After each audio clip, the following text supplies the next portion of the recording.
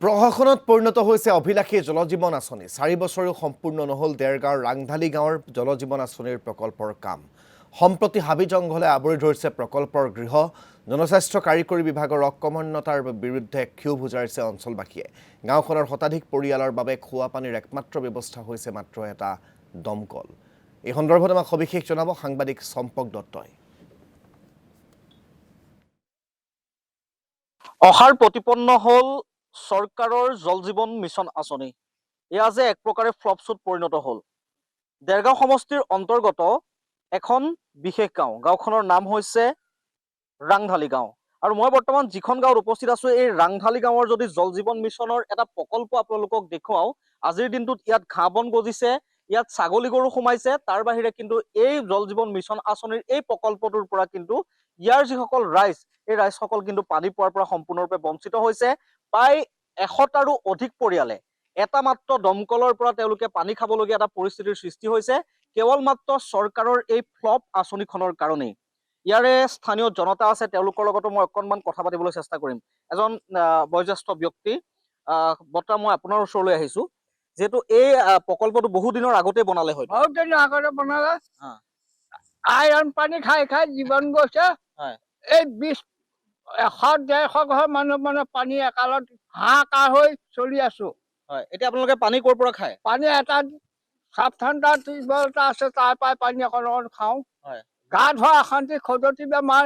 চব আজি ইয়াত পানী নোহোৱাৰ কাৰণে হৈছে আমাৰ এতিয়া কি ক'ব চৰকাৰক এতিয়া পানী যোগান দিয়ে নে কি কৰে নে ভাঙি পেলাব লাগে যোগান নহয় ভাঙি পেলাম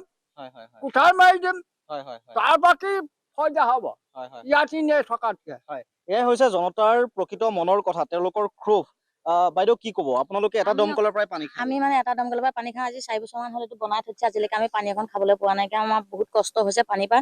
পুখুৰীও পানী নাথাকে জেগাকণ ওখ আমাৰ ধোৱা ফলা পৰা অকণমান কষ্ট কানি কাপোৰ ধোৱা চাব চেণ্টাৰৰ পৰা আমি পানী আনি মানে তেনেকে আমি গোটেই 100 ঘৰ মানুহে চলি আছো আৰু আইৰণ থকা পানী আপোনালোকৰতো ঘৰে ঘৰে নল লগালে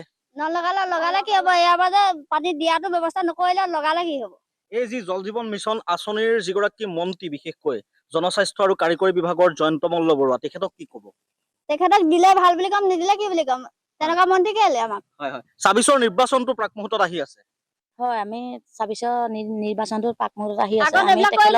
আমি চাই লওঁ আমি পানী আমাক দিয়ক তেখেতক আমি ভোট দি আমি তেতিয়া জিকাম আৰু যদি ইয়াতে মিত্ৰজোঁটৰ যিহেতু এগৰাকী বিধায়ক আছে ভৱেন্দ্ৰনাথ ভৰালী দেৰগাঁও সমষ্টিৰ গতিকে যদিহে আপোনালোকে পানী নাপায় বা আপোনালোকৰ দেখিছো ৰাজপথৰ অৱস্থা বহুত বেয়া ইয়াৰ পথটোৰ অৱস্থা বহুত বেয়া তেতিয়াহ'লে ২৬ৰ নিৰ্বাচনত আপোনালোকে কি সিদ্ধান্ত ল'ব ২৬ৰ নিৰ্বাচনত তেতিয়া মানে ভোটটো আৰু মানে দিয়া নহ'ব তেতিয়া যদি আমাক ৰাস্তাকণ বনাই দিয়ক আমাৰ পানী ভৱেল বুলি কৈছে আমি জেগা চিনিও নাপাওঁ আমাৰ ইয়াত আহিও পোৱা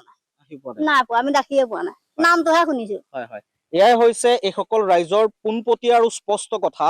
ঘৰ ঘৰ নল ঘৰ ঘৰ জল যি কথা চৰকাৰে কৈছিলে সেই কথা যে আজিৰ দিনটোত অহাৰ প্ৰতিপন্ন হল তাৰ এখন স্পষ্ট ছবি এয়া আমি আপোনালোকক আকৌ দেখুৱাইছো এইটো যিটো আপোনালোকে জল জীৱন মিছন আঁচনিৰ প্ৰকল্প দেখিলে এই প্ৰকল্পটো তেওঁলোকে নিৰ্মাণ কৰাৰ প্ৰায় ৩-৪ বছৰ হৈ গ'ল কিন্তু আজি পৰ্যন্ত এইসকল ৰাইজে তেওঁলোকৰ ঘৰত নলো হ'ল কিন্তু এইসকল ৰাইজে আজি পৰ্যন্ত পানী নাপালে গতিকে তেওঁলোকে চৰকাৰখনক কঠোৰ সকিয়নি জনাইছে ইয়াৰ